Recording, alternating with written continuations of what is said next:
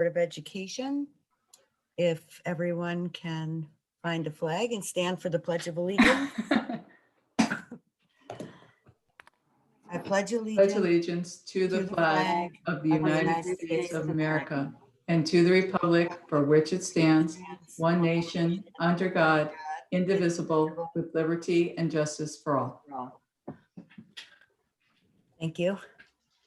Roll call. And Ellen, Gary Euclid will not be able to attend the meeting tonight. Okay. Ms. Capabianca, Here. Mr. Corey, Here. Ms. Pretice, Here. Ms. Fapiano, Here. Ms. Hona here, Mr. Kisco, Here. Mr. Minichia, Here. Ms. Richardson, Here. Ms. Toder, Here. Mr. Aram, Here. Mr. Barlow, Here. Ms. Ferguson, Here. Ms. Harold, Here. Ms. Klemazewski, Here. Ms. Lebomsky, Here. Ms. Schulte, Here. Mayor Carbone. Okay. Thank you. Okay, I'd like to entertain a motion to approve the agenda with the following amendments. I would like to add, sorry, for discussion and action, a pizza fundraiser for the PTOs, and also discussion and action, delayed openings and early dismissals. Fiona? Yes. Fiona, sorry, did you receive the other form for the bingo fundraiser? Oh, yep. Yeah. Sorry. So, well, the bingo fundraiser also.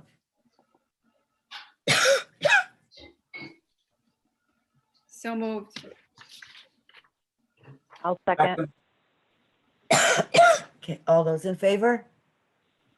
Aye. Can you do me a favor when you say who approves or seconds? Can you just say your name? Thank you. School community service, public participation. The board invites members of the community to speak on topics to be addressed in the agenda or other topics of interest. Individuals wishing to make comments can either email myself or ask during the public comment section. Your name and address must be stated at the beginning of your comment. The board will not allow comments regarding specific staff members, parents, students, or personal grievances. Courtesy is expected in this limited public forum. The participating time will be limited to 3 minutes per person and 10 minutes overall.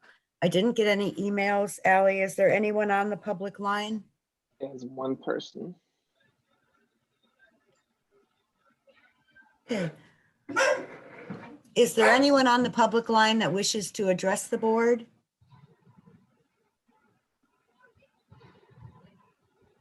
Guess not. No? Okay, thank you. Information sharing superintendent's report. Sue, I'll turn it over to you. Sure. So first report of the calendar year. So just to kind of recap, a lot of it is all about COVID. The CDC did come out in the last 48 hours and say that there is little transmission at school sites throughout the nation, and Connecticut DPH is confirming this as well.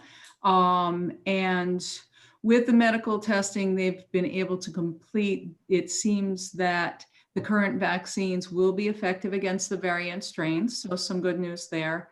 There's still more of a focus on spread rather than severity of symptoms or morbidity.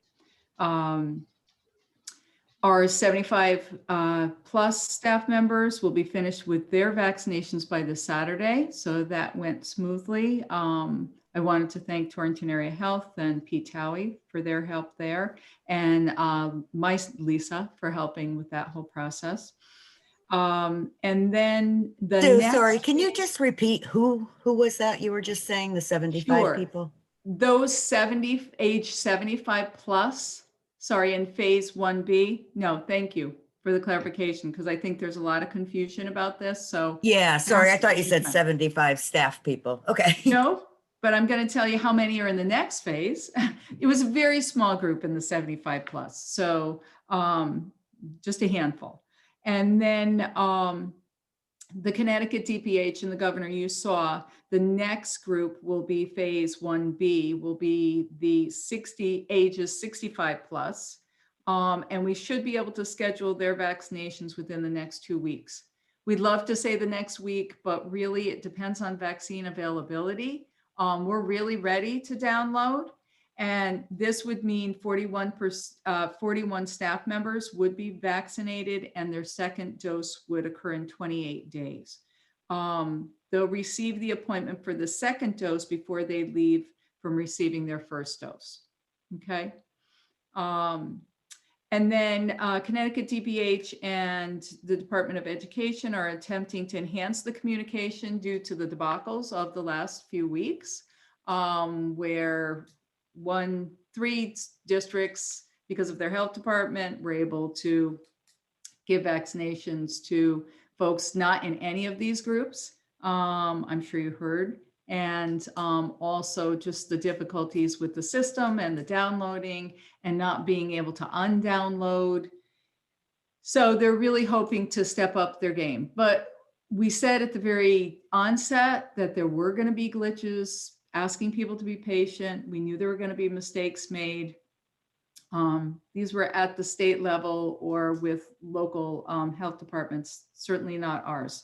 I really feel like Torrington Area Health and Chief Towie have had the utmost integrity in enacting what the state has asked them to do for vaccinations. Connecticut is 6th in the state in terms of their process and getting the most people vaccinated in the most efficient way possible. So kudos to them. I think they've done a good job. Laurel will be addressing some social emotional strategies. I know that over the last few meetings, we've really talked about those kids who have been really impacted by this whole process. Not that anybody's not been impacted, but just the supports that we have within the district. I think it does help people understand that there's a lot of measures in place for our students and our families during this challenging time. And we do continue to reach out to all of our students on a variety of different levels. So she'll talk more about that. At the secondary level, we really would like to move toward an in-person end of the year. So we are going to send out yet another survey to secondary parents, just checking in on their comfort level, moving toward an in-person and distance option, and also asking how many would prefer to remain on the hybrid and distance model. We would love to have, as I said before, some sense of normalcy. So I've been working with Mrs. Leversis and Mr. Scott on plans and options and trying to figure out is the possibilities of that. So we're really, we're ready if that ends up being our course of action. When superintendents met on Tuesday with DPH and the Department of Education, Dr. Carter is a part of that panel. He's an epidemiologist from the state. I'm sure you've seen him on TV. He said once again that the positivity rates have gone down. He said the numbers are not as low as September. There is a hope that we will return to those numbers again, but certainly you see the trend in the 4 to 5 rather than upwards of that 9 to 10 that we saw during the holiday time. The good news is that we will be receiving some federal money. It's going to be called CARES Act 2 or ESSER 2. They have all kinds of names for this money. So I'm going to keep trying to call it CARES Act 2 because I think that's the simplest, because I think the acronyms get a little crazy.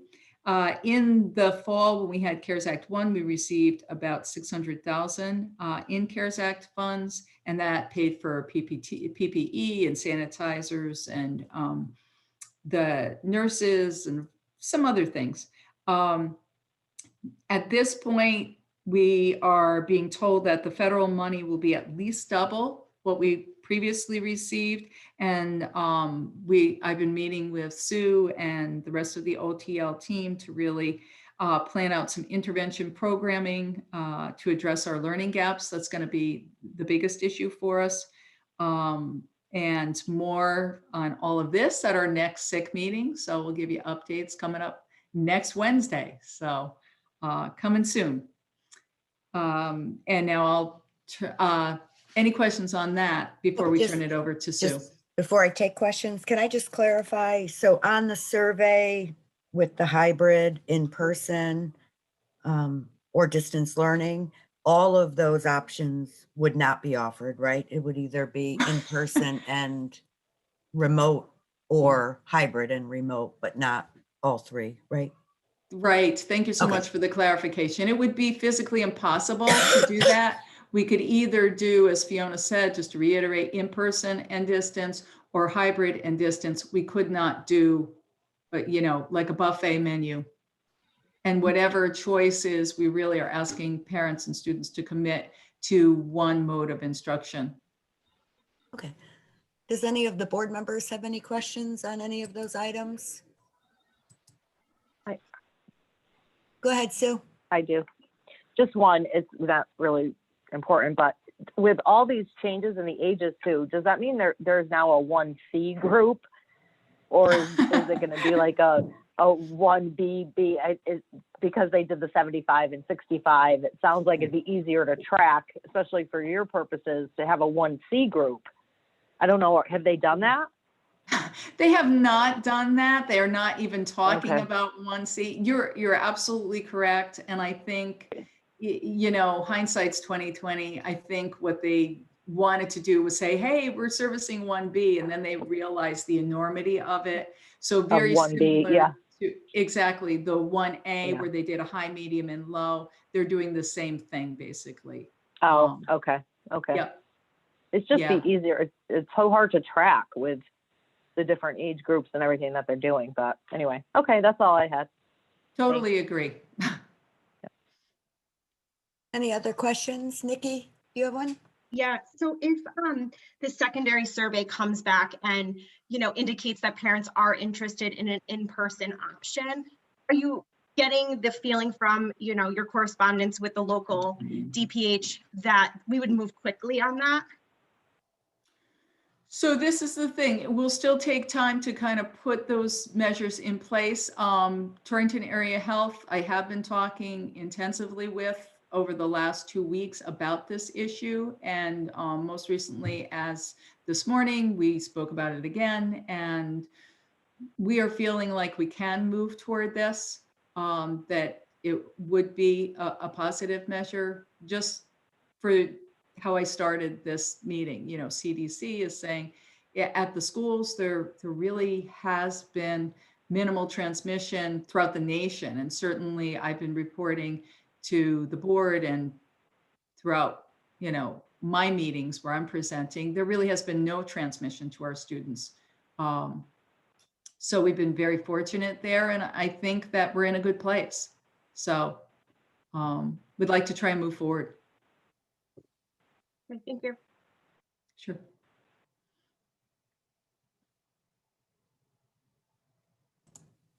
Sue, I don't know if you want to mention, just so people understand the survey and kind of the feedback of some of the families at that level, maybe unwilling to send their kids in if we go all in person.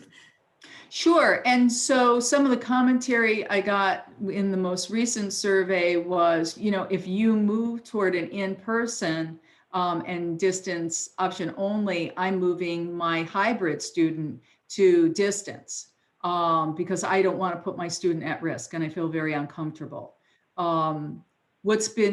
What is a change from the last survey, and we'll clarify this, is the middle school and the high school have worked it so that we would not have to change teachers. Initially, when we were working on this, we really thought we would have to, but I just have to give credit to all the administrators at the middle school and high school because they've worked diligently on this and the SPED supervisors to make it so that students wouldn't have to change their teachers. Sometimes they may have to change their physical classroom, or they may have English period 6 instead of period 3, but it's the same teacher, simply because there's more room in a different classroom.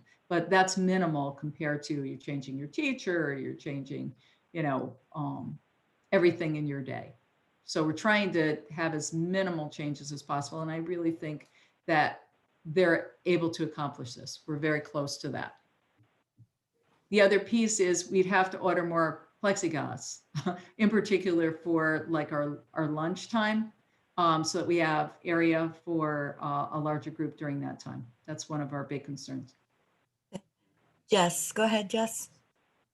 Have you seen a decrease in the number of kids that are coming in person for the hybrid? Like, were there a certain percent at the beginning and now it's a smaller percent? I mean, because just like feedback that I've heard from students that I know say that they have 2 kids in the class, 3 kids in a class, like it's really very few little bodies in the building during the day. Yeah, so what happened at secondary, I think we started out more at a 30-35, and I think over especially the holiday time, we've gotten to a 35 to 40%, which is unfortunate in that distance group. And now during this week, we've seen a bigger uptick in terms of in-person attendance. So I think we're getting back to a sense of normalcy. So we'd like to build on that. And I think as weather gets warmer, our students are going to want to come and socialize and be together and at a good socially distant, with those parameters in place, but still just to see your friends. Does anyone else have any questions? I think Sue has her hand up. Oh, go ahead, Sue, sorry. That's okay. Do we have something in place so that kids, once the family chooses hybrid, they have to stay hybrid, or are you finding that they're, so We're not allowed they're going to. back and forth? Oh, really? So We're they can actually just not pick allowed and to. choose? It's Really? denying them the right to the free appropriate education. Okay, so they can choose to be hybrid one week and then the next week be full remote. So this is the thing that we've done at elementary because they are in person. So what we've done in our communication to parents is that we've really encouraged them for their child's consistency to please just commit to one or the other. And then if they want to change to a different mode, to please wait for 2 weeks so that we can just prepare one way or the other. Okay. And then at the secondary level, it's either they can do either one. No, we will do the same. I will do the same in my communication, and the principals will say the same thing. It's just as important for them to have the consistency at the secondary as well. Okay, maybe I misunderstood what Jess was saying. I don't know if it's that the kids there's only 2 or 3 kids in a classroom. Is that consistently 2 or 3 kids, or does that fluctuate based on the week that we're in? So it tends to fluctuate. It was more stable before the holidays, but then we got into that Thanksgiving to winter break time period. And now we're getting back to some sense of normalcy. Their attendance is going up. I checked with Robin and Brian. And so that's the trend, which is good. Oh, good. Okay. All right. Thanks. Sure. Does anyone else have any questions? Ed, are you all set? Because I can't see you. Yeah, I'm all set. Thank you. Okay, thank you. All right, so on to the Office of Teaching and Learning. Okay, so we'll just take a little break from COVID for a minute and thank God. Yeah, focus on what our mission is, right? So just quickly, because most of this is going to be discussed in greater detail at the upcoming School Improvement Committee meeting. So just a quick overview with respect to professional development. We're continuing our work on the learning targets and embedded formative assessment as part of our work on lesson planning. We're finalizing our plans for our February Professional Development Day. Maureen and Andrew and I are collaborating with Laura and her team to make sure that we have a nice comprehensive plan for the day. I mentioned last month that we had formed a novel preview team, grades 6 through 12. That work continues.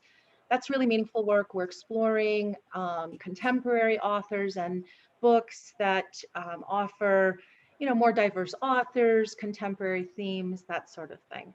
Our curriculum development is up and running again. We are back to work with English language arts, social studies, and math. And we're actually doing that now, grades 4 through 12.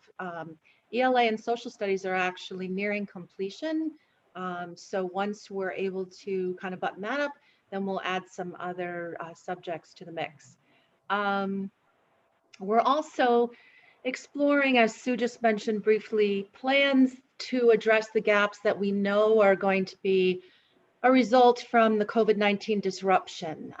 Things such as extended day, extended year, the idea of learning camps perhaps throughout the summer, something, putting kind of a fun spin on an option to really help to reinforce skill deficits.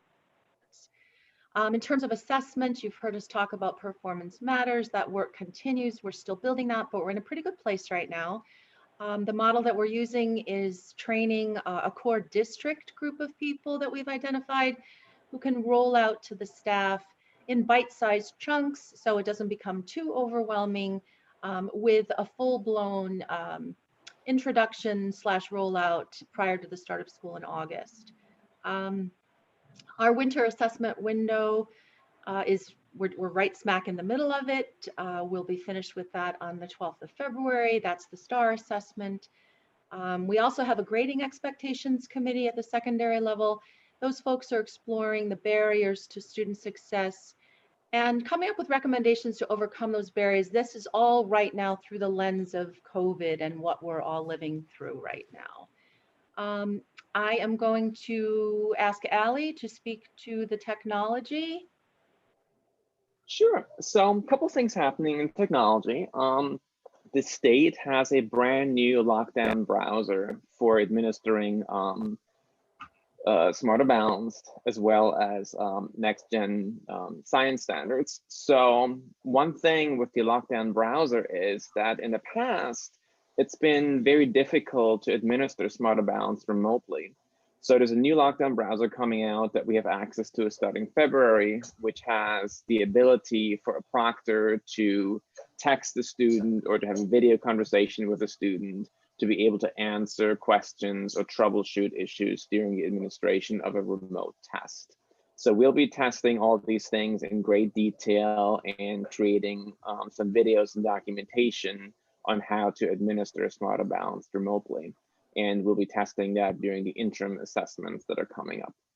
We have completed our 2020 E-rate infrastructure upgrades, which will then help with Smarter Balanced as well as anything else that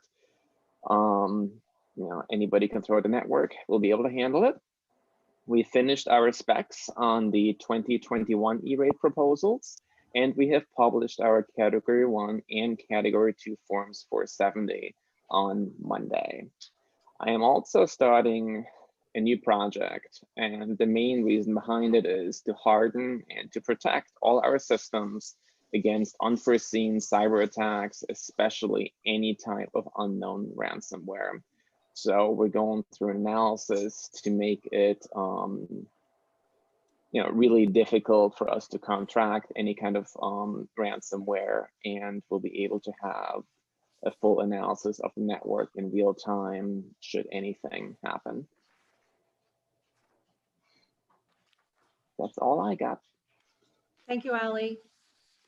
Hey, does anyone have any questions for Sue or Allie?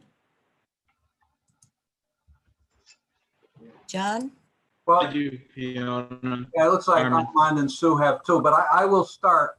The grading committee, 612 grading committee, is that a volunteer committee? Is that a selected committee?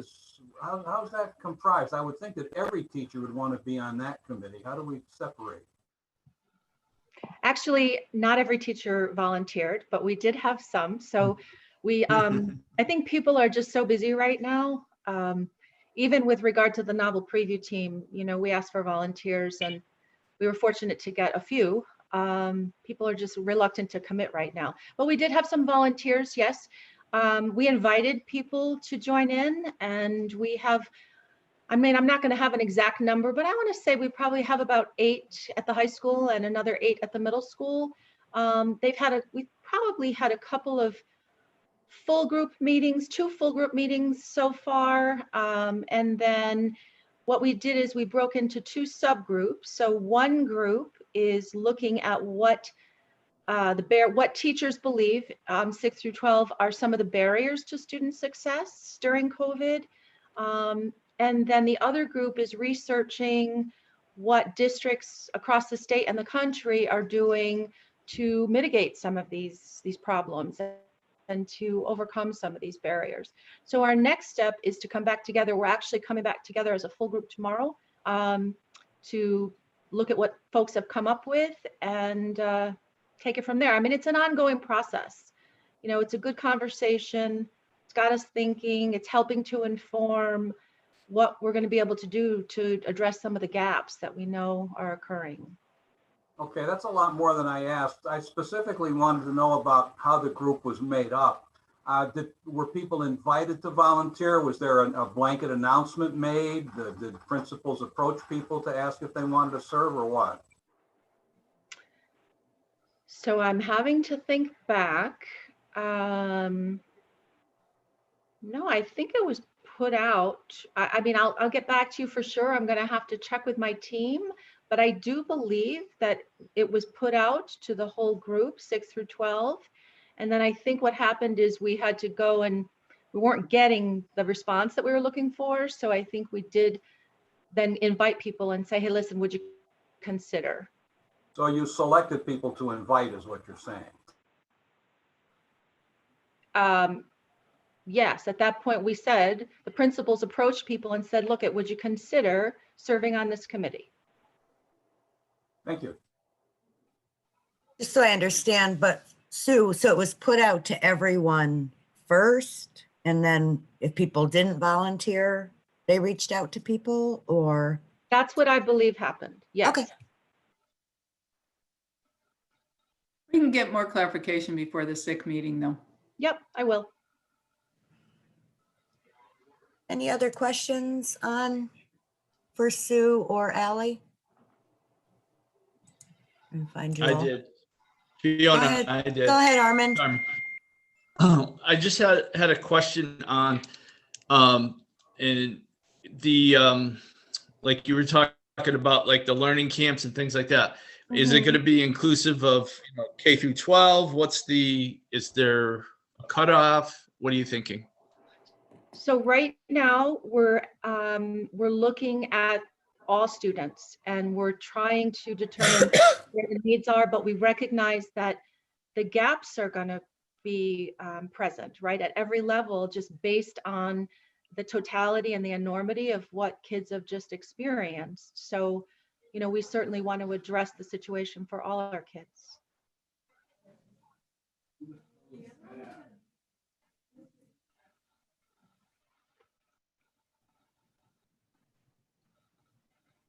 Are you all set, Armand? Yeah, I'm all set. I see Jess has her hand up, and I think Sue had a question before too.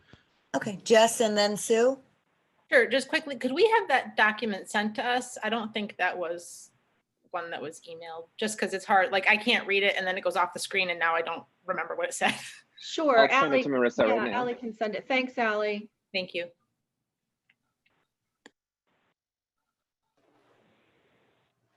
Sue, Yes.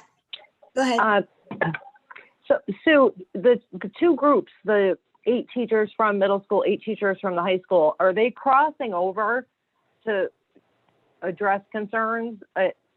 Not just having the middle school teachers that looking at the middle school issues and trying to mitigate some of the problems. Yes, no, it's a mixed group. It's not, so yes, when they formed the 2 breakout groups, there's representation from the middle and the high school on both groups. Good, because sometimes they have different perspectives that, could apply to either one. So that's good that they're sharing their ideas across schools. Good. Yep. That's all I had. Go ahead, Nikki. Will you be creating a separate elementary group? Interesting that you asked that. So we have recently invited the 4th and the 5th grade into the conversation. The reason we didn't include them right from the get-go is because, as you know, we use a standards-based method of grading at the elementary level. So it's not as much of a problem at that level because students are required to demonstrate mastery of a concept or skill rather than turn in a certain number of assignments, for example, at the higher level and have all their assignments averaged. So it's a very different philosophy. And at the elementary level, even in this crazy time, it's, I don't want to say easier, but it's clearer, I think, to get a handle on whether a child can demonstrate an understanding or mastery toward a concept. So this group is kind of bridging both like figuring out the grading, but also some of the challenges kids are facing now in the very, okay. Yep. Thank you. Sure. Any other questions? Now, I have a question. Go ahead, John. You use the word problem, and I think you probably choose your words carefully. What's the grading problem at the middle school and high school? I don't know that we have a grading problem as much as the situation that we're experiencing, that our kids are experiencing, is so challenging, right? And there's a lack of consistency in philosophy about how to handle certain things, whether students are turning in their work on time, what's the belief about homework, for example. These are issues and topics that are being debated all over the country right now. So these are some of the issues that the committee is kind of wrestling with. And what we've tasked them with is going back to their colleagues at both schools to gather input.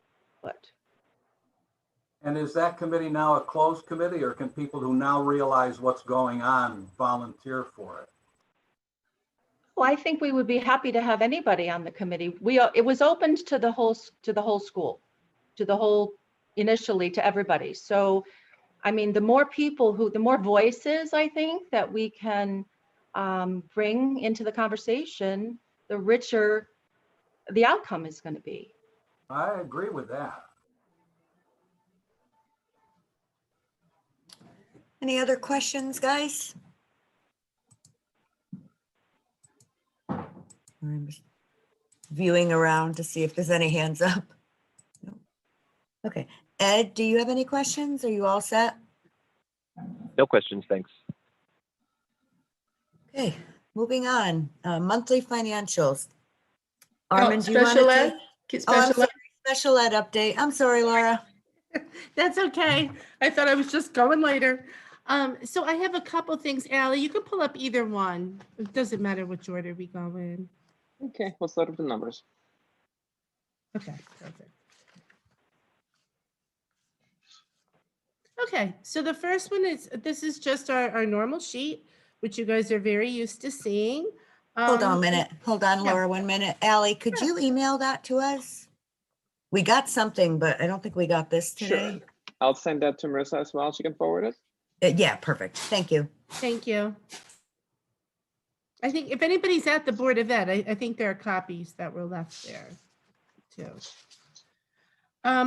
Okay, so the numbers are, pretty much the same, though I do have to say that for the first time, we have actually dipped below 15% for our prevalence rate in special ed. So that was really exciting considering we were so far out of where everyone else was, and the state average being 16. We've been hovering around 15 really since the start of the year. And so it was nice to see we hit that 14, but just barely. We had one outplacement, and we had 7 students that were exited or left our district. And you had asked about the COVID numbers, and if, I'm sorry, the homeschooling numbers, and if we had seen any kind of a difference. And I want to say that as far as special ed goes, it's pretty much been consistent.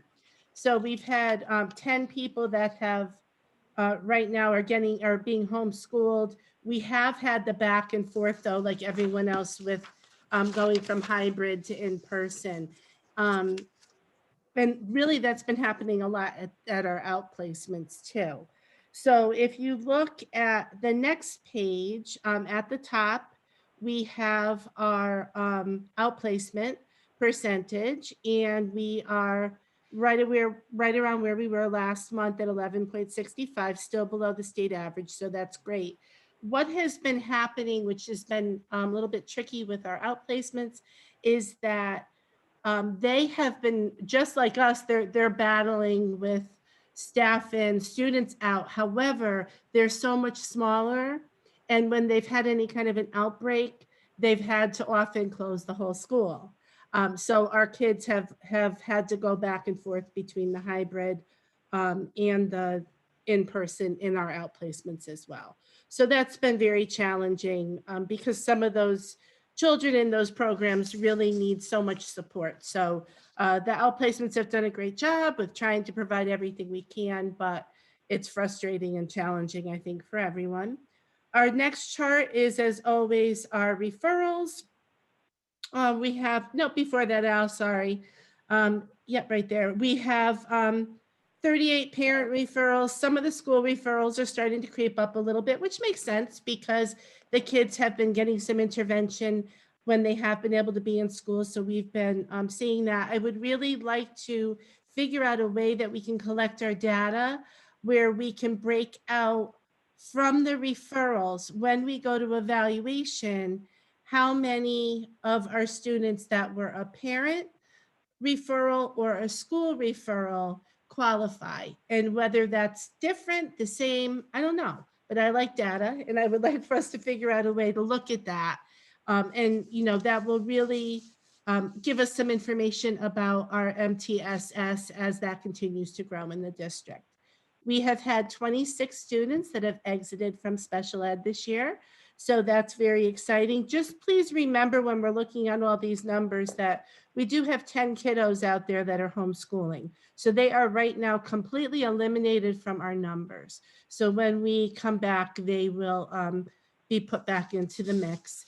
And then our numbers for in and out really looks very different than last year. It's really about the same as far as special ed and IEPs. 27 moved in and 25 moved out. And then the next page is just our breakdown, but we don't need to go into each category of that. And then the other thing Sue had asked me to share with you was about our social emotional learning and supports that we're giving to our kids right now. And when we first went on closure in March, I reported a lot on training that we were providing to all of our staff. So not just social workers, psychologists, counselors, teachers, but paras. We wanted them to have tools to worry about their own well-being as well as their students. So we did a lot of that before the kids came back. And then since we've been back, our staff, and I know I rave about them all the time, but they've really done an amazing job. This is just a list that it's 2 pages. The first page are all of the various things, supports and strategies and correspondence and whatnot that have been put out there to help parents, help their kids, help keep an eye on kids if we're worried about their social emotional well-being. And so there is a lot on here. Obviously, there's our normal checking in on kids, but they've really put some nice, unique things in place. We have sent out some family resources to the families to help them figure ways to help their child accept different things that are happening in the world, in the community, for example, the Capitol riots, and how to help children process scary situations like that, how to process COVID when it all began. We have established partnerships with different groups in the community, the Center for Youth and Families, Community Health and Wellness, to expedite home supports for struggling students and families. One of the nice things that we put in place at the middle and high school is a Google form that the kids themselves can go in and fill out and sign up for support from a social worker, from a counselor, just somebody there to kind of give them that support if they're feeling they need it. So it's a nice way for them to, if a child's maybe afraid to go in and ask, they can just do it through the Google form. And at the elementary level, teachers can also put it in for kids if they would like them to get some extra help. That system is monitored regularly so staff can be quickly assigned. Another thing that's been done is there's a lot of monitoring, and if there's concern about a student, they tend to look to hook that child up with one particular adult so that way that relationship can develop and hopefully make them more comfortable about talking about difficult situations. We have had outside providers, we've had to contact them if we've had any concern and said, would you just please go take a ride out to your client's house? We're a little bit worried about this child. So really nice partnerships there. And then let's see, they've also done things like collected gift cards and brought them out to families. They brought out different devices and also school materials to families that couldn't make it to pick things up just on their own, just willing to do it. So, just one more example of the staff, really everybody going above and beyond to try to reach out and help the kids with that. And then the second page is about that student engagement piece. And there's really kind of a process of, monitoring the attendance, and this is everywhere. And then the phone calls go home, and then home visits might be done. We've done a lot of home visits, especially at the secondary level, where, they're reaching out to families and just saying, hey, you need to be coming to school. This is important. And if need be, to reach out to the Youth Service Bureau to get some support for the family in that way. And it's just a continuum of providing more and more support to try to engage. On top of that, some other interesting things that they've done is staff have scheduled not just one-to-one sessions with students, but sometimes with the family. And they've Zoomed with the parent to just almost tutor the parent on different ways to help their child become more engaged in the distance learning. We've also had some of the mental health professionals work with the kids on setting goals and also reinforcement systems for trying to engage them, and also to work on plans for slow reintegration. So, okay, maybe today, if you can even sign on for 5 minutes of the lesson and then slowly increase it.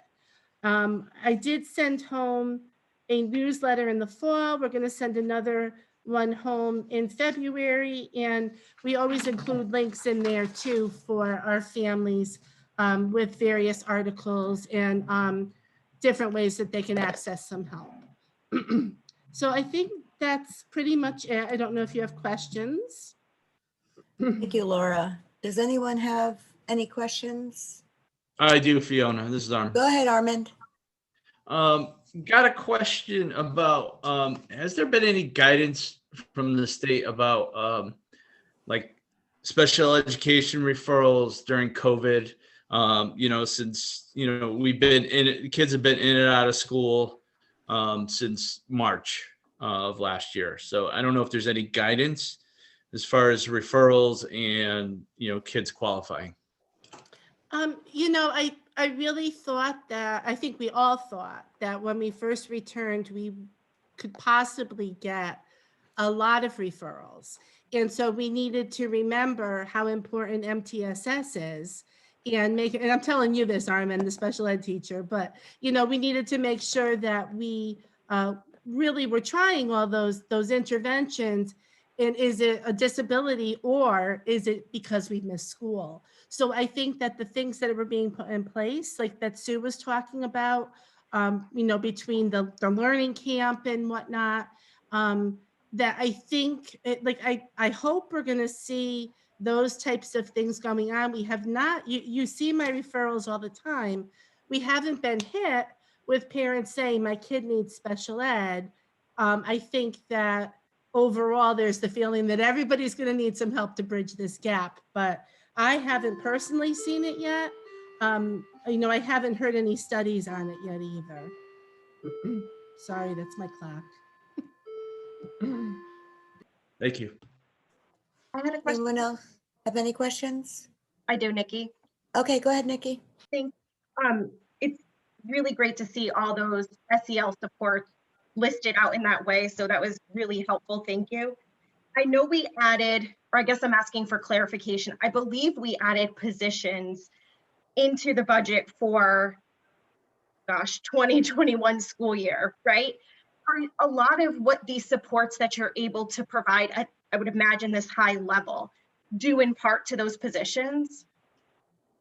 Yes. So actually, if you look on the social emotional well-being page, which I realize you don't have a copy of it right now, right? We did get it emailed. Oh, you did? Okay. So on the first page, I do list that because yes, they've been a very big part. The RBTs, we have at least one RBT in every building. And so they are that go-to. And really, this isn't just a special ed initiative. This is everybody. So if a kid has a connection with a certain teacher, that teacher may be that one that's really reaching out to that kid all the time. But our RBTs are also really involved with that. I know that they work on helping develop plans, behavioral plans for the kids. So if there's a behavioral plan or a reinforcement plan to engage a child or to bring them back, they may be involved with that as well. And also any children that are having any kind of behavioral difficulties or anything that are actually live in school, they would still be participating with that. You have another question, Nikki? I do, but I can wait till the end if you want. No, go ahead. Okay, I just wanted to piggyback on what Armin said. I know with moving to hybrid, in person at the elementary level, we did lose some of the intervention services. Yeah. Do you feel like that's kind of layering on to the challenge of getting kids the services or the intervention that they need before they move to the referral process? So I think I'm gonna, I don't know, Sue F., if you wanted to speak to anything about that. If Maureen was on, I would jump to her. Because I know that they have been creative with how to provide interventions when we have, like everybody's got multiple hats right now. Yeah. And so, how can they provide interventions if they are in teaching a class right now? So I don't know, Sue, if you have anything you wanted to say about that. Well, I mean, to be perfectly honest, Nikki, you're right. I mean, we've had to, in order to, better socially distance and make use of our space and keep our class sizes manageable, we have had to put all hands on deck just to get everybody's tier 1 situation in place. We're doing our best, yes, but we've had to scale back on the interventions, on the tier 2 supports. So in a perfect world, that wouldn't be the case. So, I can't really speak to what would happen at the secondary level because well, I can, but it's a little bit different. So at the secondary level, intervention is provided in a little bit of a different way. I'm thinking about the high school in particular. If we are able to go back in person, my assumption is that we're going to have to use some of those people some of the day. No, no, sorry. Just an update, because I just talked with Robin and Brian today. So we won't have to use those people. They are getting very creative with their schedule. And even at the elementary, just to add to what Laura and Sue were saying, you know, I think that the coaches who are still in place at the elementary, which the board has supported over the last few years, which I think it's really made a difference. Those people are still able to really work with what's happening in the classroom and really enhance the skills of the teachers, so that tier 1 and that tier 2 are just getting better and better. Certainly this is a crazy year, but I think that it's really important that our classroom teachers have the skills necessary to make sure that they are differentiating and they are providing interventions as much as possible for students. Certainly, as Sue is saying, it's not the ideal. It's not like when you have an interventionist and those teachers are covering classes. But if we are able to get some of these funds during the school year, we will try to put other things in place, whatever we can, so that we can get intervention services or more intervention services in place for the students at every level. Thank you. Sure. Thanks. Anyone else have any questions of Laura? I do. Jess, go ahead. Sure. There was an article this week about Las Vegas school systems and how they think they've had like 18 student suicides due to the pandemic and the closures and all of that. And their schools have been completely closed, which ours have not, thank God. And I think that that's a big help. Are we seeing any sort of increase in concerns of things like depression and suicidal ideation, self-harm, things like that in our district? So we have been following to see if there are any specific studies to make that direct link. And so far, we haven't seen anything to suggest that there is a direct link to, COVID causing an increase in suicide or depression or anything like that. Obviously, we're concerned about it, which is why I think we've put all the protective measures in to try to stay on top of if anybody has any concern. But I don't think anything's really out there yet to show any direct connection. I know they're looking into the impact, but I don't know of anything. Thank you. Yeah.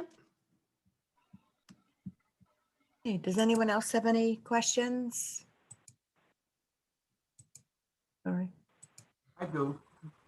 Go ahead, John. Okay, I'm looking at page 1 of the sheet that we got earlier this afternoon. It says social emotional learning embedded lessons were taught in the first 6 weeks of the school year.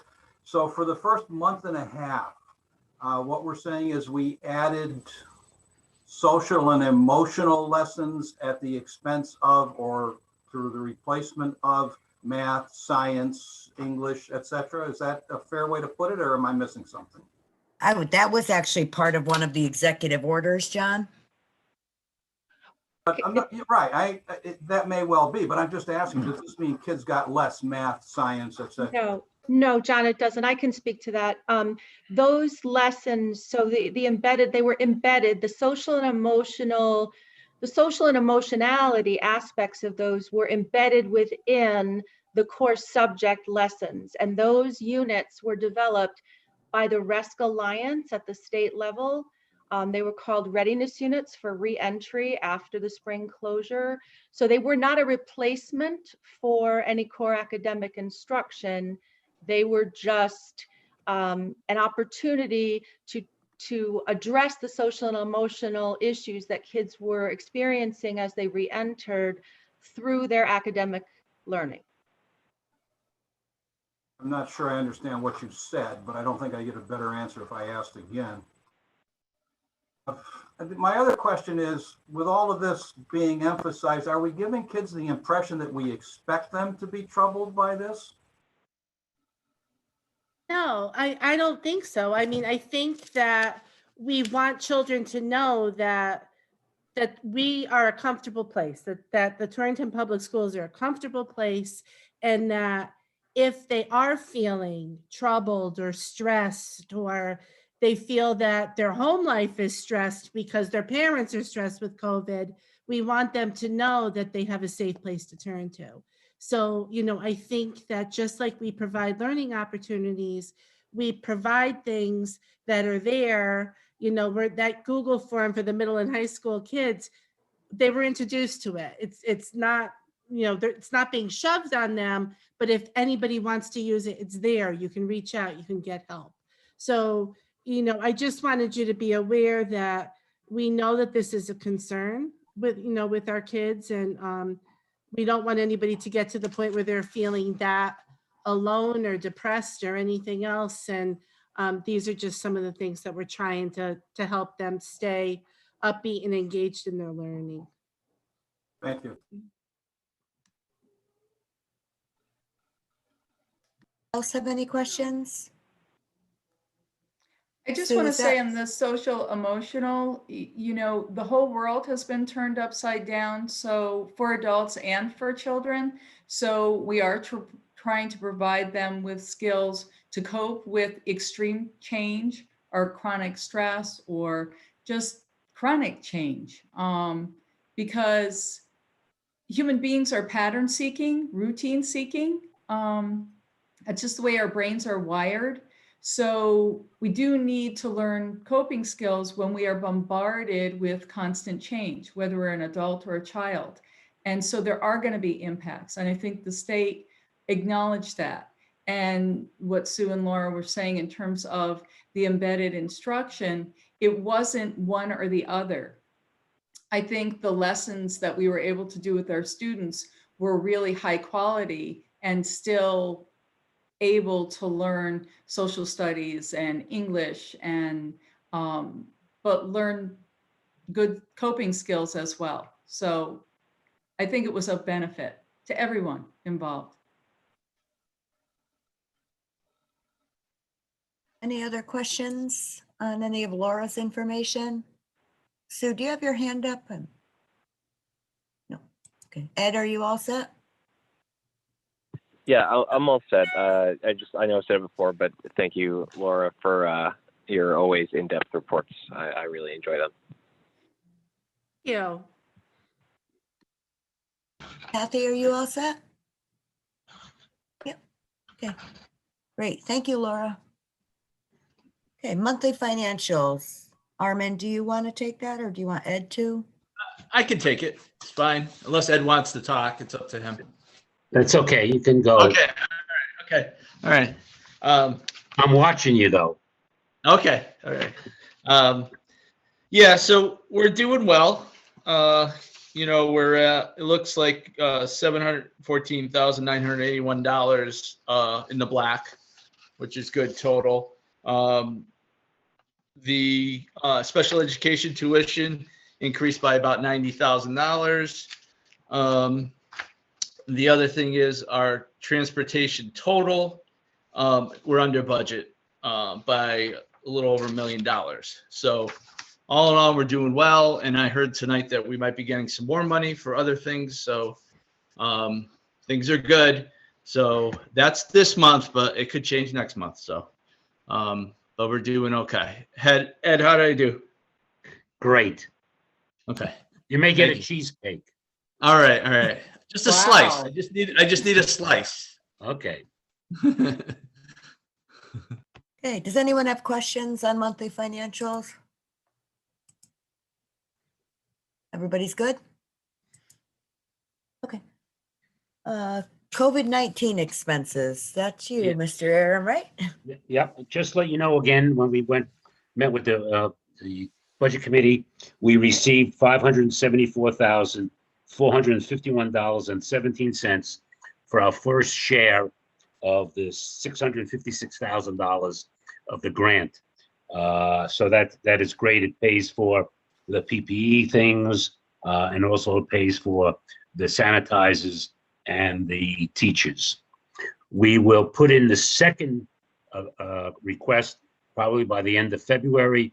Remember, each request You have to fill out a forms. You have to give them the invoice number, the check number, the PO number, and everything. So we should have the second one finished by the end of February and probably get a check the beginning of March. Remember, they transfer money to our account when we put it in. So we're great with that.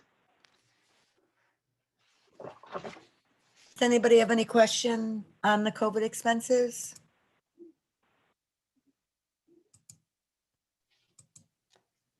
Nope. I don't see anyone's hand raised. Okay, Ed, do you have any questions? Ed, Corey? No questions, thank you. Okay. All right. Thank you, Ed. Okay, board goals. I'm going to turn this one over to John Kisco because they've been working on this in school improvement. John?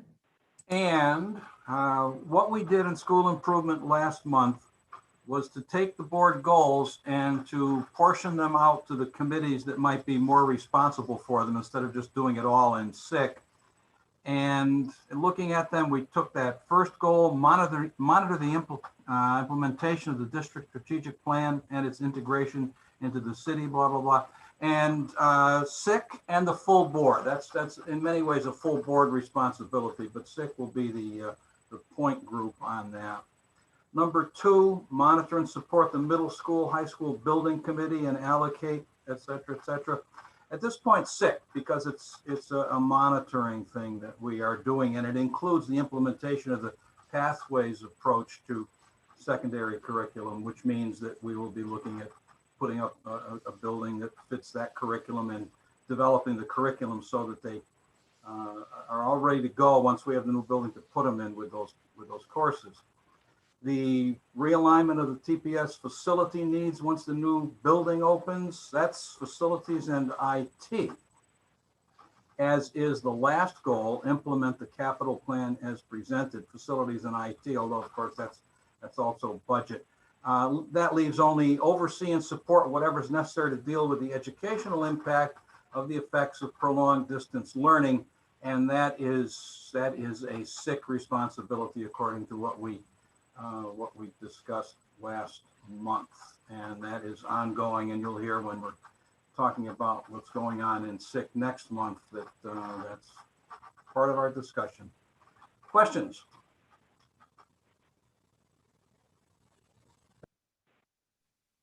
Anyone have any questions?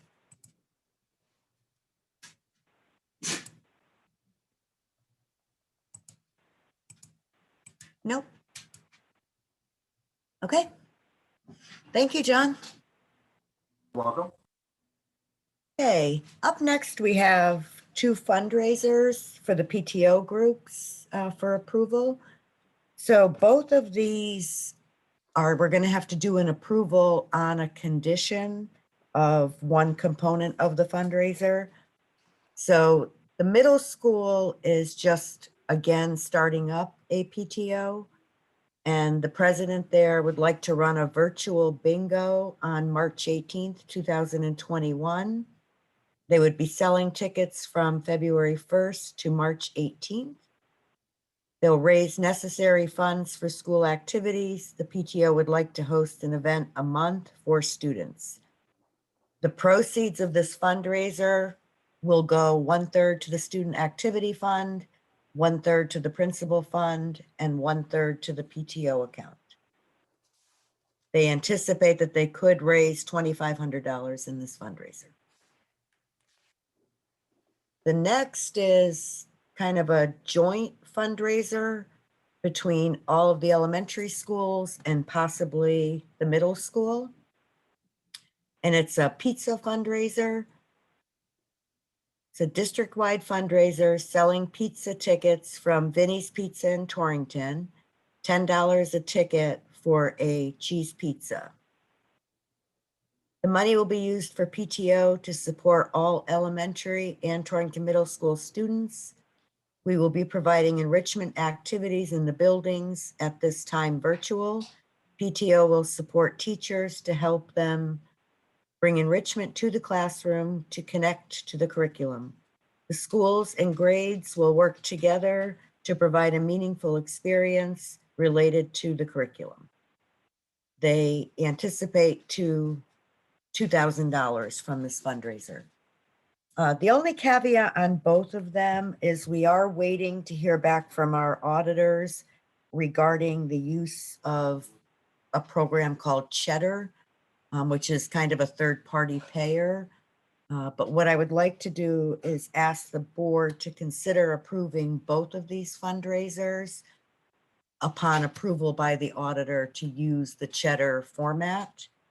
And if not able to use the Cheddar format, then they could use regular means of collecting the funds for both of these fundraisers.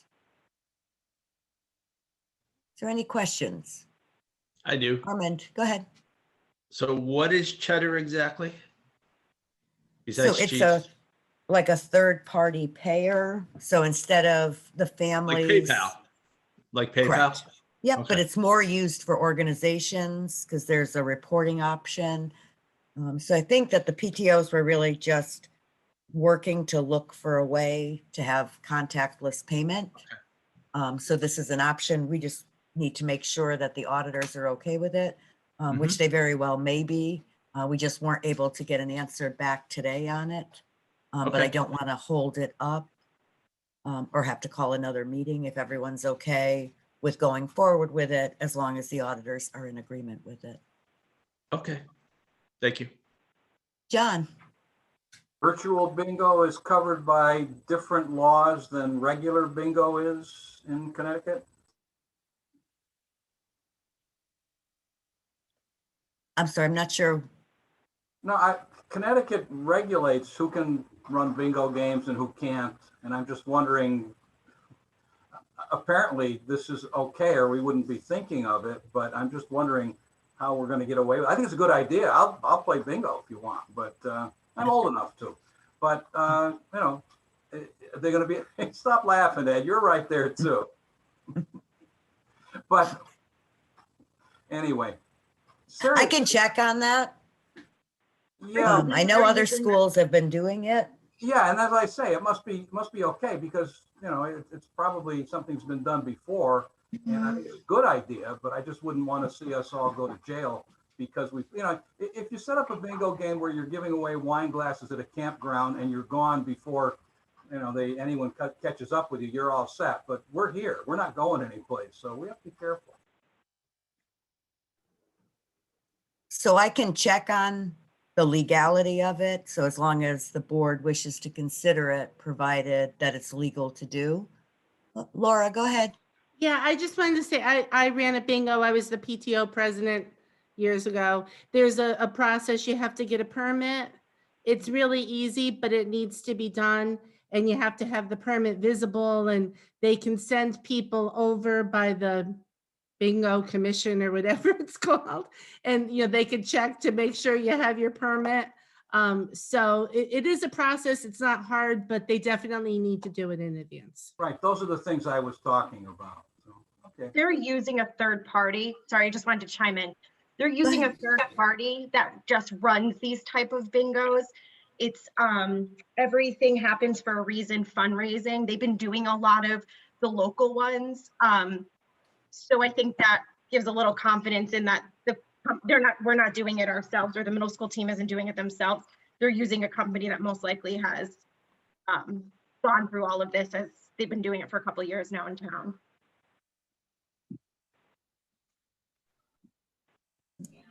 Thank you, Nikki. Any other questions on either of these fundraisers? Sue, I have a question. This is Sue. Go ahead. What Go are ahead, the, Sue. for the bingo fundraiser, what kind of prizes are they going to be posting? So I think we need to be careful about what they're promoting. You know, I don't know, have they mentioned anything about that? Hold on. I have it in front of me if you don't, but Yeah, I don't see anything about the prizes, do you? yeah, it's designer bags or gift cards, and that's primarily what this company does. Is they do designer bags. Okay. Okay. Thanks. Any other questions?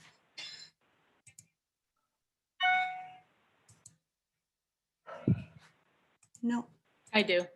Sorry. Go ahead, Jess. This might fall under the category of stupid questions, but I don't recall us approving previous PTO fundraisers. Am I wrong? We're supposed to be approving all for over $2,000. For any organization or for PTOs? All student activity organizations. Okay. All right. Thank So you. it's part of that policy 3050. Okay.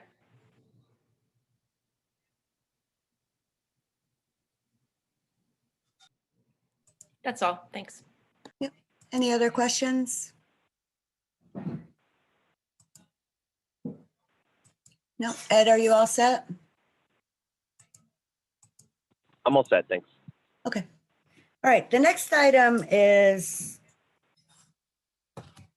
I'm sorry, delayed openings and early dismissals. I take full responsibility for today because when the board had discussed school closures for snow, we didn't address if there was needed to be a delay in the morning or an early dismissal. Today was even a little bit more complicated. So in a typical day, if we had to have a 2-hour delay, we would just have a 2-hour delay. But today was also scheduled to be a half a day. So we couldn't do a 2-hour delay. So our choice was to either close school completely or allow for distance learning. So a decision was made very early this morning that we would allow for distance learning rather than losing the entire day today. But wanted to bring it to the board tonight so that we could kind of get a feel for what everyone thought about what they wanted to do in these type of situations. So that, you know, the superintendent isn't kind of scrambling in the morning trying to figure out, you know, what we would want to do. So, you know, appreciate it. So that this way we're all on the same page and families understand, because this was not a typical snow day. And I'm sure that we're going to have other instances in the future of things that we hadn't considered, and we'll have to address them as they come up. So is anyone opposed to us allowing distance learning on a day where would have to be a delayed opening and there's a half day of school? Or would you prefer that school be canceled? Can I just ask a question? Go ahead, Nikki. Is that the alternative would be school would have been canceled? Today, yes, because we couldn't have done a 2-hour delay on a half day because we wouldn't have had enough instructional hours, so the day wouldn't have counted. Oh. So if it's not a half day, you don't have that issue. A regular full school day, you would just do a 2-hour delay. So this really is only a problem on a half day. Go ahead, Armand. Yeah, and it's really only a problem right now with the Wednesday half days because of the MOA and COVID, right? Because if it was, say, a half day for a PD day, we could just push off that PD day to another time, that half day PD day to another time. But because of why the half day was happening today, you would have had to cancel school. Am I correct on that? Yeah, so normally, and we have to make sure that parents understand this too. If we have the whole half day, you can extend that day on a Thursday and do the PLC, as you say, on a different day, or miss it for that month and we just move forward, or do it for the following week and try and plan or play catch up. This was particularly problematic because we also had a board meeting. So traditionally in our district, when you call a snow day, you cancel all afternoon and evening events as well. So that was far be it for me to also say, no board meeting, you've got to reschedule. So we had all of those issues. And now with remote learning versus snow day, we also have food distribution. So it's very complicated for the food distribution workers. Yes, the state has said food distribution workers can work on days that are called snow days. But you have to remember that the people who are doing that work, they'd have to get volunteers, because from their perspective, why is everybody else having a snow day and it's not safe enough for anybody else to go out? However, it's safe enough for me as a food distribution worker, cafeteria worker, to risk myself or my car, endanger myself, to go out there to distribute food. So we have to also weigh that out, snow day versus remote day. So this allowed us still to do food distribution, to actually have sports practices this afternoon in a very short COVID season when we have very few opportunities to do that, especially in the winter season, and then also still have our board meeting this evening. So there were just a variety of different factors. Whereas if we were out of COVID, we would have other options.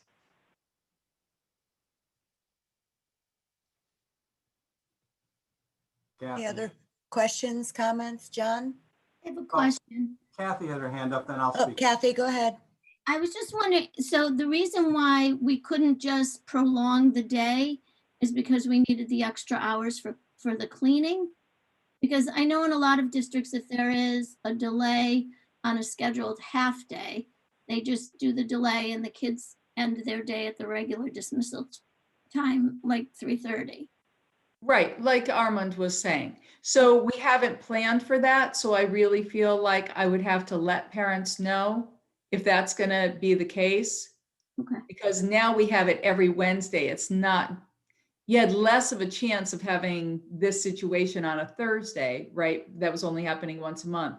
Now we have it every Wednesday. So if that were, if that's how the board would like to enact this decision about snow days versus changing a 2-hour delay on an early dismissal, we can do that. But I want to let parents know every time there's a delay on a Wednesday, we will be extending that day.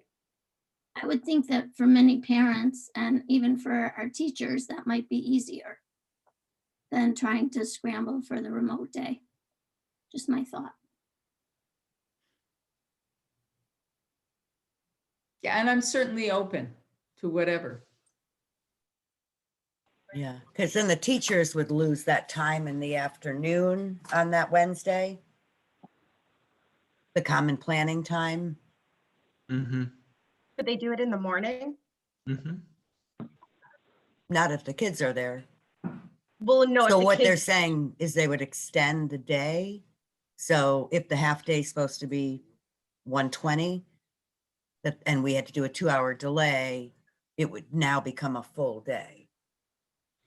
Right, so So- what they could do is have their collaboration time in the morning, and then but it would be difficult to physically get there and do your collaboration time. And right now, because of COVID, there are some schedules, particularly at the elementary, I believe, and Sue, you can certainly chime in, where we need to make sure that teachers have their prep time, because we're doing prep time that we haven't been able to do during the other days of the week.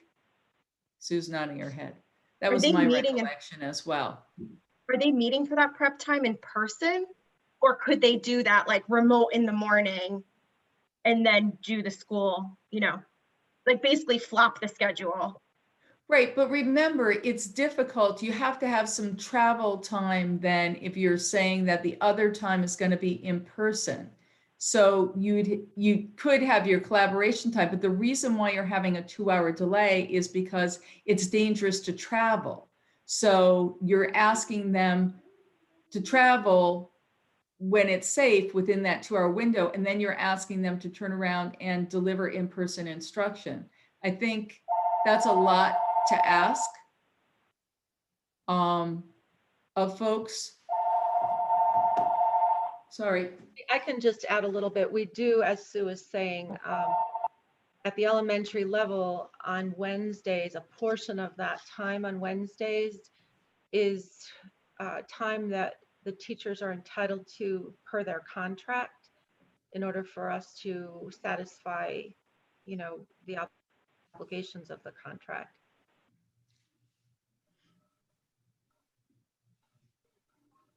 So I think the tough part would be is there's a start time and an end time. So if they started with collaboration at, say, 9:05 and somebody lived in West Hartford, just say, I'm not saying they do, but Right. then they would have to finish the collaboration by 10 so that they would have time to drive to Torrington to get for the in-person instruction for the students at 11.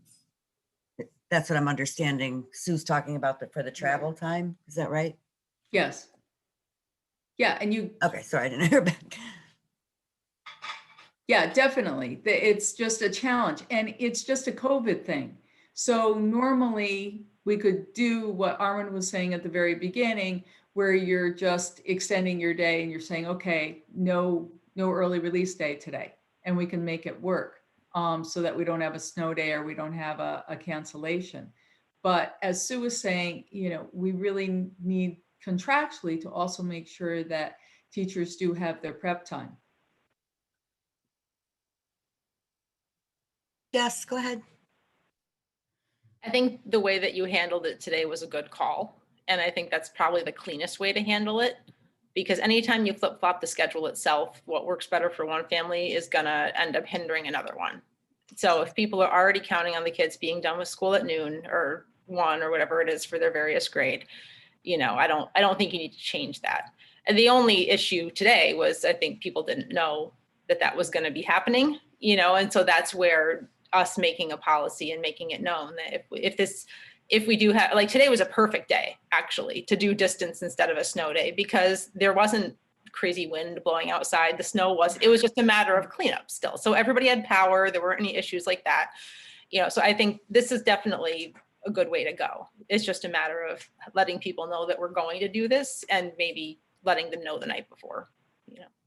Yeah, the tricky thing, this was like the perfect storm, really, right, today, because when I checked at 2:00, everything was fine, John knows.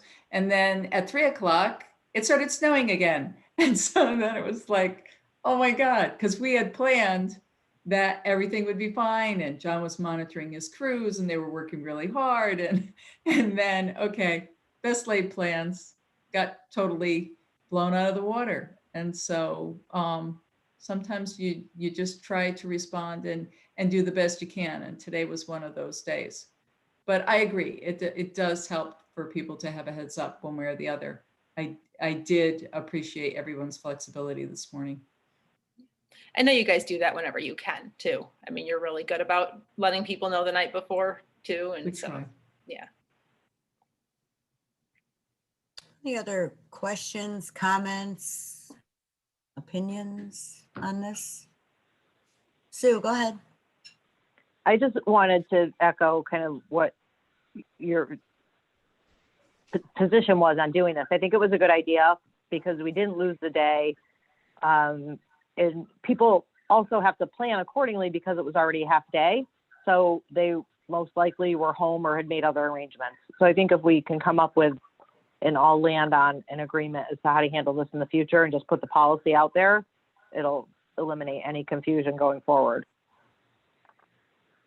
And thank you for not calling us all at 4:00 this morning to talk about it. No, Fiona gets those calls. John got a text too. Yeah, except that I don't give you a separate tone, so I didn't get awakened by it. I've changed that. So the next time you text me at 4 a.m, I'll know it's you and I'll get out of bed and check it out.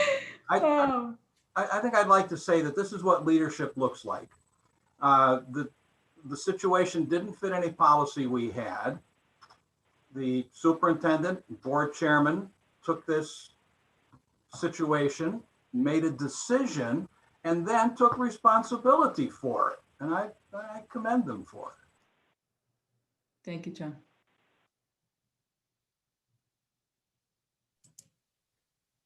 Any other questions, comments, suggestions? Because I think it's kind of important that we action on this so that the next 6 weeks people have an idea what's going to happen. Any other questions?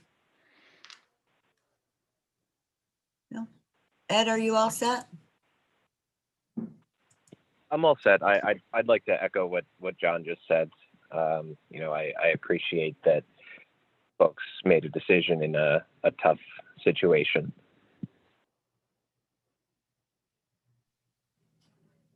Thank you. I feel like a little bird on here because I'm trying to see everybody. Okay, so everybody's all set? All right, Are you going to put this to vote tonight? yes. Okay. Yep. So we'll entertain a motion. Hold on.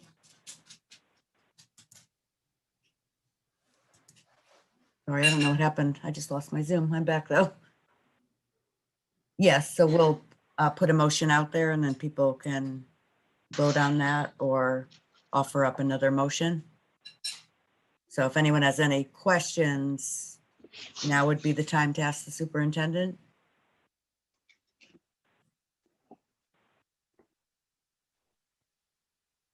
Nope. Okay. Committee reports, budget committee.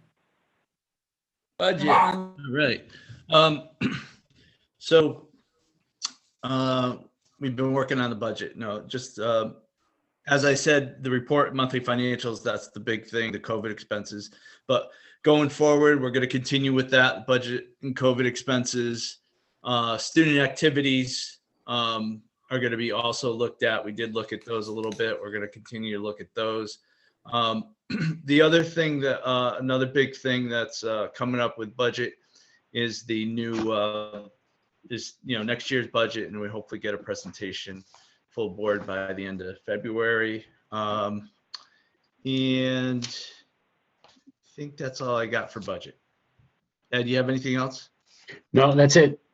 Okay. Any questions for budget? Nope. Okay.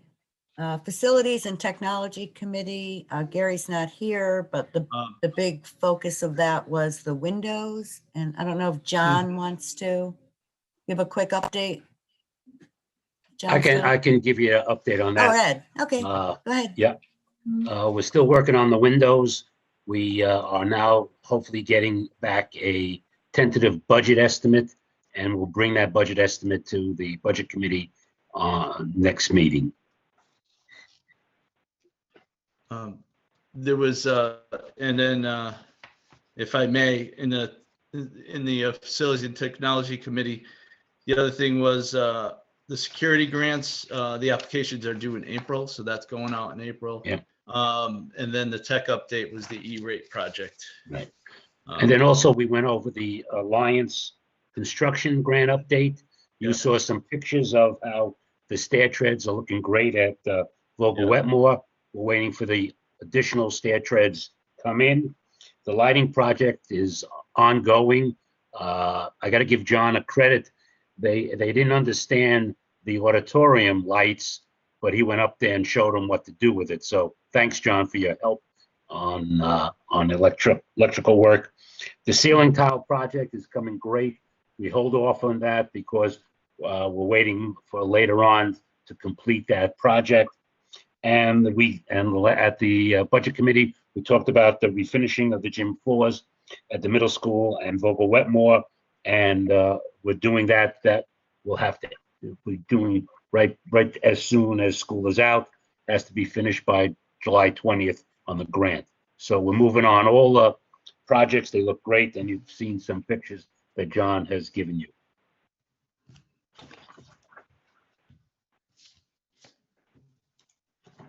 Sorry. Any questions for Ed?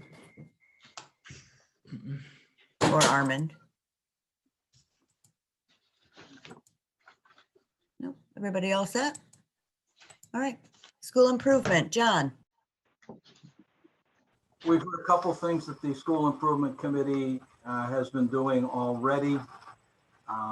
We have coming up for this month, another, I hope will be a good meeting.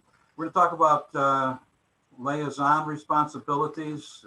We have assigned liaison people, and we need to talk more about what exactly that would mean. We're going to be dealing with the distinguished alumnus process, starting that at this meeting. Grades in the time of COVID. We've been looking at the instruction and so on, and will be grades coming up in the time of COVID this week. And then eventually, we have not yet forgotten social promotion, but that's not something that is going to be worth talking about right now until we get straightened out. Questions? Thank you. Anyone have questions? No? Okay, building committee. Ed, do you want to give the report on the building?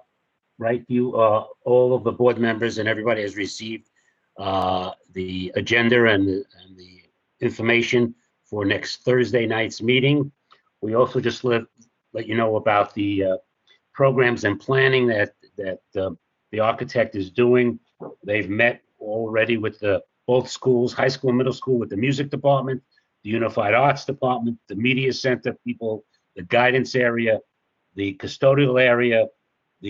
Today again was social studies and world language, and also the nurses. They'll continue to work on Friday to meet with athletics and food service, and then next week will be business, SPED, and so forth. So they're moving along on program and planning. So this sets the design, construction, what we need with all of the parts in the building.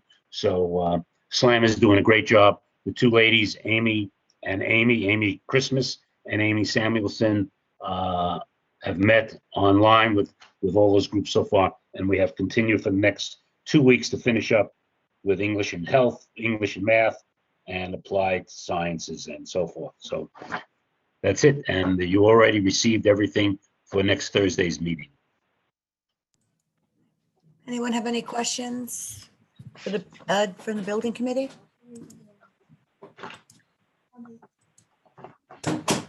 No questions? No. So thank you, Ed. I've gotten some good feedback from some of the people that are serving on these visioning. So thank you. Yeah, no, that's really good, really great. Okay. Liaison reports. In this time of uncertainty, I don't want to put pressure on people if they weren't able to get a report. So does anyone have a report for their building they'd like to share? Kathy, you're up first. So Forbes School transitioned back last week, as we know, and it went relatively smoothly. Staff reminded students of COVID safety protocols and, of course, the usual behavior expectations that promote student safety, respect, and responsibility.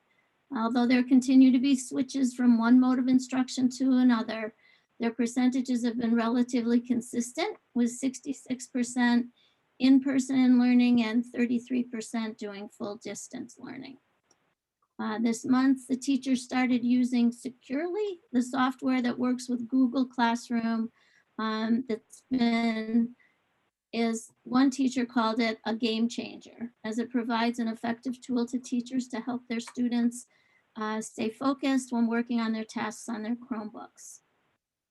Students also learned about the life and legacy of Martin Luther King, and they created essays, posters, poems, artwork, songs about his life and legacy. And many of these have been shared in morning announcements throughout the month of January. And they'll continue to feature these into next month, which is Black History Month. They're finishing up their STAR reading STAR testing this week. This is an element in their progress monitoring 3 times a year in reading and math. And they just recently, they were finally able to open the beautiful new playground for pre-K that was installed last year, thanks to the Head Start at Advanced grant funding. The grant was from the Office of Policy and Management for the state of Connecticut, and it was $85,000. So they're excited about that. They're also trying to enjoy outdoor recess as much as possible all year long, and especially want the children to be able to have fun in the snow when they have it. So they've been collecting donations of snow gear for children who don't have any. And teacher Diane Hart has spearheaded the collection, created a survey to find out who needed what, and has been distributing clothing to those in need as the items come in. Their fourth grade student leadership is getting started this month. And finally, the fourth and fifth grade teachers continue to collaborate with their grade level colleagues at Southwest via weekly department meetings led by the coaches. So that's the update. Thank you, Kathy. Yep. Anyone else have a report from their school? Nikki, go ahead. My school is Vogel, so thank you, Mr. Mickelson, for taking the time to update us on Vogel. So we talked a lot about the changes due to COVID. Hybrid school feels like it was years ago, but it was a great way to start the year. It allowed us to try out the new routines, keep students more distant, and limit contact when a case did come up. It was a big help, especially for the younger grades, to transition into the kind of full in person. Drop off and pickup look different. A lot more parents are dropping off and picking up their students.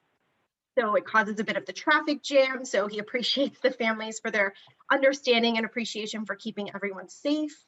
The cafeteria is in the gym because of the 2 students at each table that are separated by plexiglass.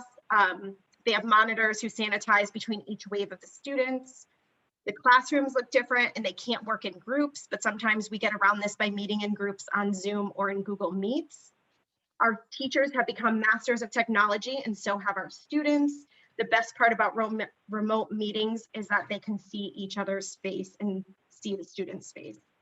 They had a wonderful reverse parade for Veterans Day where the students made signs, decorated, waved. They were even featured on TV, which I think a lot of the board saw. It was a very exciting day and kind of continued the tradition of the Veterans Day. They hope to be able to bring back the breakfast and sing along next year that they have done in the past. Photo day was postponed a few times, but they were able to get all their pictures of all their students. And then they celebrated Polar Express Day, where the administration even recorded a video of themselves reading the book to share with all students. Exciting stuff. Does anyone else have a report? Oh, go ahead, Sue. Hi, thanks. So at Southwest School right now, and it might be the whole district, they are undergoing STAR testing, doing the best they can with, given the circumstances. We have a student there who, and I think I mentioned this last month, she's initiated a contest for kids to submit posters to display at the Sue Grossman Walkway that runs between Torrington and Winston. The contest ends, I think, Sunday, maybe Friday or Sunday. And we're now looking at getting donations from Lowe's and Home Depot for lumber and plexiglass to put the posters in, and each of them, they're selecting different animals or creatures or things that you might see on the trail and then writing about it. And there's things like that out there, a couple every so many feet that they've posted about different birds and things like that. But the kids have, taken it a little bit further. So I think it's going to be really fun to watch that unfold. And if anybody knows of, has any connections with Home Depot or Lowe's or anywhere that, we might be able to get some of those supplies, that would be great. Because I did tell Lily's mom that I would help her pull that together. And I think her father-in-law is going to make the boxes. Diane Hart has started a virtual knowledge group with kids and they're learning about dinosaurs. It's been a really huge success. Some kids in the first week were a little hesitant, but Dr. Buchanan convinced them to stick it out, and they're enjoying it. They're really having a lot of fun with it. The New England Air Museum field trip that has been part of the district for many years, from what I understand, it was canceled last March. And so what they did, that was for the fourth graders, I believe. So what they did in December was they did a virtual field trip.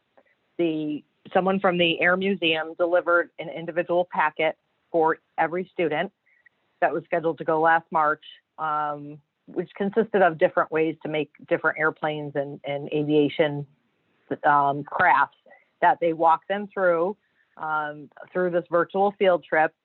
They go through the entire museum. It's just like they're there, but it's all virtual. So they did that in December. In February and March, Forbes and Southwest students, fourth graders, will be doing the same thing. They're going to get the virtual field trip so they don't miss it, because it's always been such a huge success. And then they had like a contest on, they made the paper airplanes and had a contest on, like, you know, you walk by, Marianne said you're walking by a classroom and there's paper airplanes flying all over the place. And if you didn't know what was going on, you'd think it was mayhem, but they're loving it. And it's been great for the kids. It's something different. Oh, and they're also doing, what their motto is, care for self, care for others. And that's something that Dr. Buchanan presents to them every day during her morning message. So what they've decided to do for the healthcare workers is they're making paper chains similar to those that you sometimes, you know, you can put on your Christmas tree. And each of the kids is writing a little note, like a thank you note or some, you know, verbiage for the healthcare workers. They're tying it all together and they're donating it to Charlotte Hungerford and letting them do what they would like with it, but hoping that they'll display it somewhere in the hallways or in one of the departments or something like that for the public to see. So she's just waiting to hear back from Brian Mattiello on that one, and where they can put it. So I think that'll be really neat to see. And if anyone, I think she did definitely send out their quarterly newsletter. She sent it to the board. If you didn't get a chance to watch it yet, usually it's a written newsletter. If you didn't get a chance to watch it yet, check it out. This was in the form of a video. I love her taste in music. We have a lot of the same likes in music, so I love it when she puts music to some of her things. But check it out. It's what she did was opened it up to everyone, students, parents, guardians, teachers, just what are you thankful for this quarter? What have you learned? And some of the things, the feedback that came in response to that was overwhelming. She didn't expect it, but it's little sticky notes in a PowerPoint presentation, which is really fun to watch. And there's pictures of all the kids and the faculty, and it's great. It's about 20 minutes. So, if you make the time for it, I think you'll appreciate it. Allie, did you just share that? Is that what that is? Yeah. Okay. Thank you. So I think that's it. Anybody have any questions on anything they're doing? No? Everybody else? That's it. Thank Okay, you. any other reports? John, did you have anything on Ed Advance? John? We met in January, didn't have much of a meeting. There's not much going on this time of the year, so really no report. We've renewed a couple of the grant applications for the Early Head Start program, but they're dealing with the COVID thing just like everyone else is. And I think they are, and Sue could maybe speak to this, of running workshops for superintendents and other opportunities for people to get together and exchange the ideas that are going on. So that's all. Thank you. And Ed, I just wanted to double check to see if you're still interested in following the legislators this season. Yeah, I actually I did a little outreach earlier this week in case. Really, nothing concrete is sort of moving through the pipeline that would impact the moment, just because, as one friend who's a lobbyist put it to me, session is, quote, slow and weird right now. So things are just moving a little bit slower than they might usually. But as soon as anything other than like one paragraph concept bills starts moving through the process, I will, of course, keep everyone apprised. But right now, nothing is set in stone. Everything is just a simple concept. So there's no real legislation in a form that we would consider it legislation that's moving through the pipeline as of yet. Okay, great. Thanks. So if anyone sees anything that they're concerned about as these legislation proposals start coming out. Ed, do you mind if they reach out to you directly, just so you can get more information? Yeah, absolutely. Anytime. Okay, perfect. All right, thank you. Action items. I'd like to entertain a motion. If people, just for this process, because it's a little bit difficult with everyone on Zoom, if you're doing the motions, if you can just state your name so that Marissa and Ellen can get the minutes accurate. So I'd like to entertain a motion to approve the monthly financials. So moved, Armin. Second? Second, John? Okay. Any discussion? All those in favor?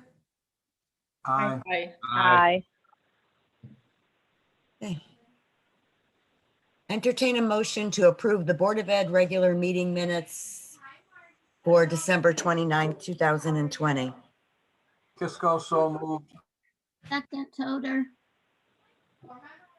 All those in favor? Aye. Aye.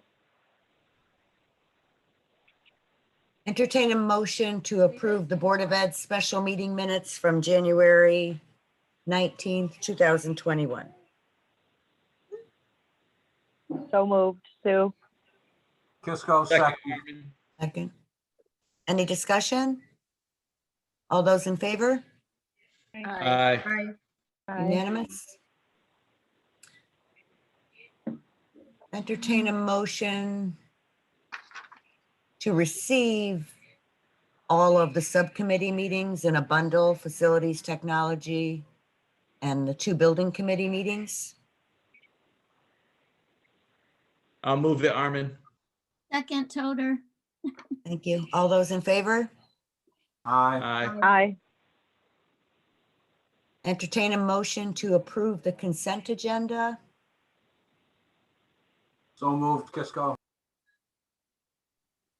I'll second it, Armin. Any discussion? All those in favor? Aye. Aye. Unanimous? Okay. Entertain a motion to approve the PTO pizza fundraiser with the cheddar portion of it to be determined, and the board is okay with the fundraiser, whether they can use cheddar or not use cheddar. Sounds odd because it's cheddar, but that's actually the name of it. So moved, Sue. I'll second it, Armin. All those in favor? Aye. Thank you. Entertain a Sorry. motion. Can I vote on that? Who is that? I'm sorry. Nikki, oh, Nikki, sorry. Am I allowed to vote on that being part of the PTO that put it forward? Are you on the executive board? Yeah, yes, I'm a board Yes, member. then, yeah, Okay. so I would refrain, Okay. abstain, sorry. Abstain. Marissa, you do have that? Marissa or Ellen, do one of you have that? Yes. Nikki? Yep. Okay, perfect, thank you.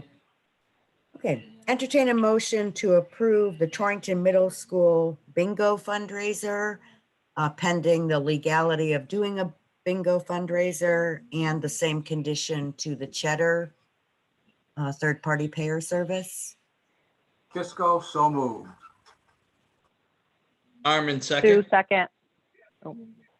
All those in favor? Aye. Aye. Aye. Thank you. Hi.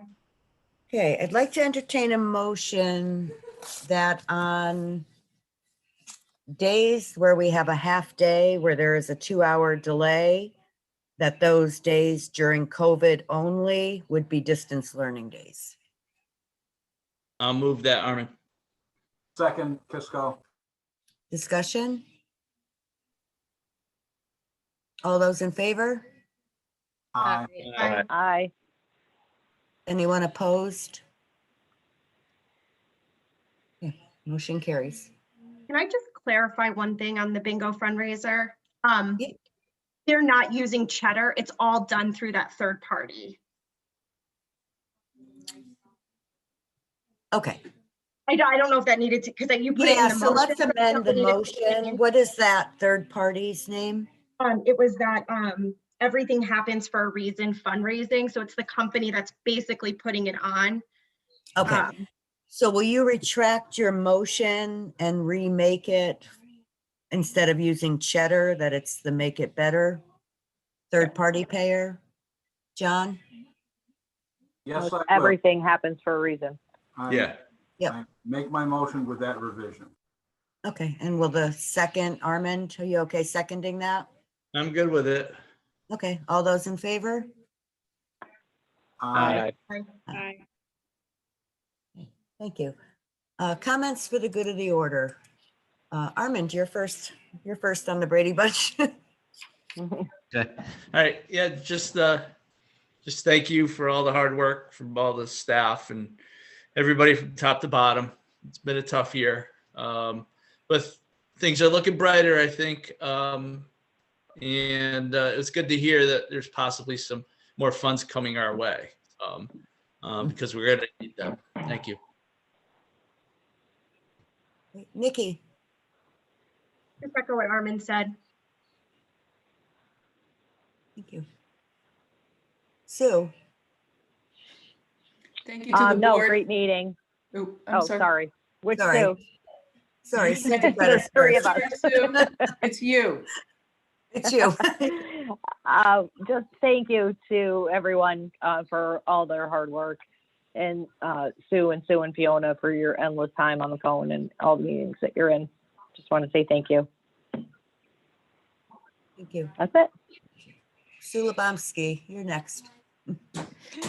Thank you. I just wanted to thank the board for being so supportive. I know this is a crazy, crazy time. Thank you for your time, your efforts, and your support.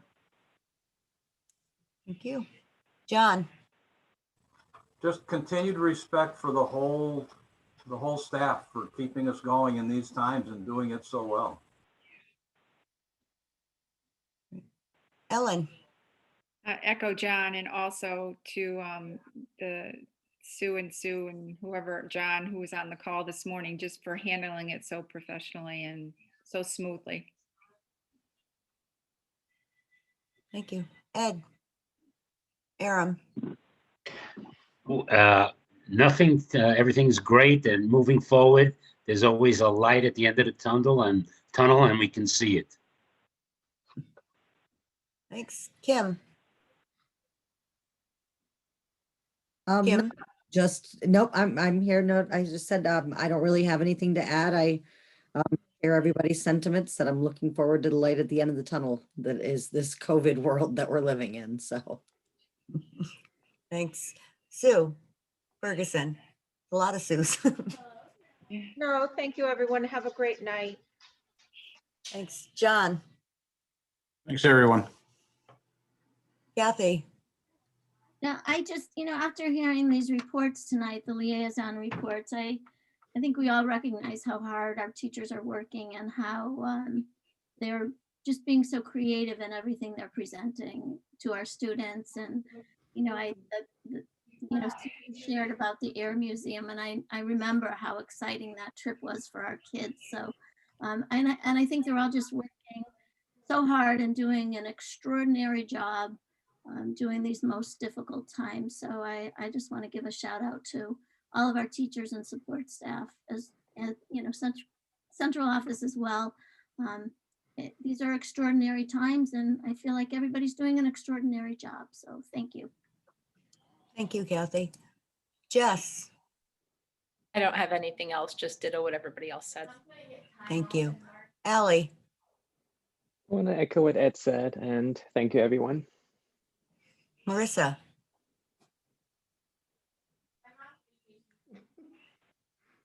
No, Nothing. you're good. Yeah. Ed? I love when she does that. Ed, Corey, do you have anything? Yeah, I just, I would obviously echo all the thank yous, et cetera.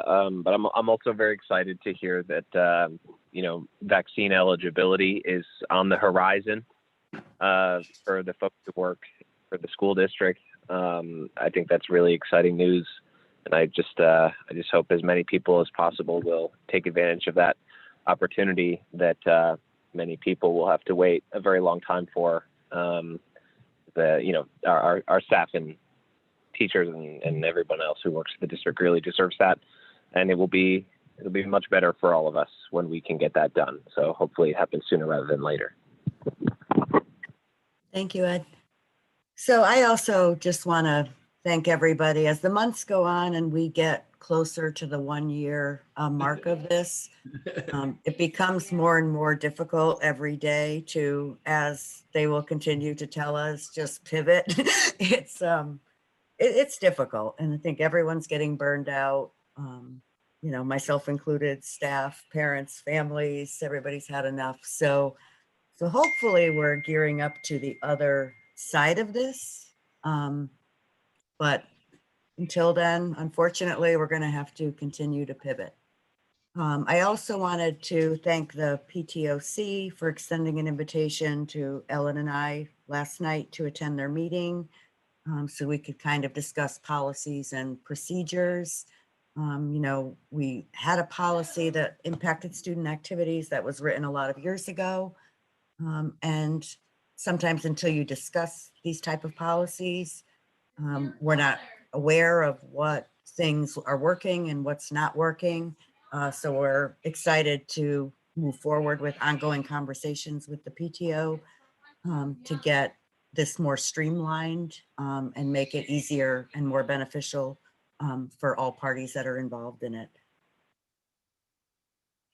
Mona, you forgot Laura. Laura, hi Laura. I'm sorry. I Yeah. would have let it go, but this couldn't be let go. I just wanted to let you know, if you guys hadn't heard, that Ronnie Magistrali, who's one of my secretaries, she's been in the district a long time. Her last day is Friday. She's retiring. So Oh. it's a huge loss to our department. When I came on board, she taught me. So she's been wonderful. Big shoes to fill. We did find a woman, Sue, I think you say her name, I'm sorry, Sarah DeLuke, that I think is going to do a very nice job. So Ronnie's going to help out a little bit and do some training, but she's going to be a big loss. So if you have the opportunity to give her a call or stop by over the next, actually, she's not in the office. So if you have a shot to give her a call or shoot her an email, I'm sure she would appreciate that. Yeah, I just want to add to that. Ronnie's been absolutely amazing throughout these years. So many different SPED directors. I know now Laura is her favorite. That's what she says. Why not, right? But really, she has been with us through the storms and she has become the answer woman in that department, and just phenomenal work ethic and great person. I'd like to add, it's nice to see everyone without masks. Full face. Soon. Armand. Can I just say one more thing? Yeah. I forgot. I just wanted to say that Marissa's been doing a great job with the meeting minutes for the subcommittees. They're very comprehensive, and that's good because that helps communicate what we talk about in meetings to people who can't attend and look at the minutes, and so there's less questions after that. So thank you very much. Thank you. And we will live another day, as they say. Yep. All right, items for upcoming agenda. We're going to be extremely busy with budget and COVID. I